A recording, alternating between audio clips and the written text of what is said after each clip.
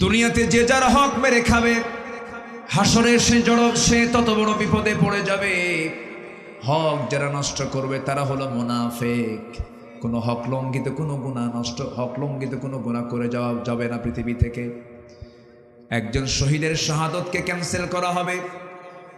দুনিয়ার জিন্দেগিতে আমি ঋণ করে গেলাম, ঋণ করে দুনিয়া থেকে বিদায় হয়ে গেলাম, কিয়ামতের দিন ধরা খেয়ে যাব আমরা।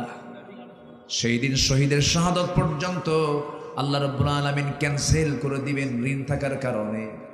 আমার বন্ধুগণ, এই জন্য কোনো হক নষ্ট না করে আমরা দুনিয়া থেকে বিদায় হতে চাই। বান্দার হক আছে না নাই? বাপ মার হক আছে না নাই? প্রতিবেশীর হক আছে না নাই? এতিমের হক আছে না নাই? এই কোনো হককে লঙ্ঘন করা যাবে না। ইমানদার এগুলো কখনো লঙ্ঘন করতে পারে না। আমার বন্ধুগণ, ইবাদত কবুল হবে তখনই যখন আমরা হকগুলোকে সুন্দর করে আদায় করব। সেই সময় সঙ্গে সঙ্গে দোয়া মঞ্জুর করে নেবেন তিনি আমার কে। এই মুনাফিকরা কত ভয়ঙ্কর দেখেন। এই মুনাফিকরা নবীজির সংসার পর্যন্ত আগুন ধরিয়ে দিতে চেয়েছিল।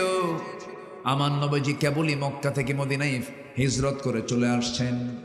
1 বছর যেতে না যেতেই বদর যুদ্ধের আগ দিয়ে আল্লাহ পাক আমার নবীর কাছে আয়াত নাজিল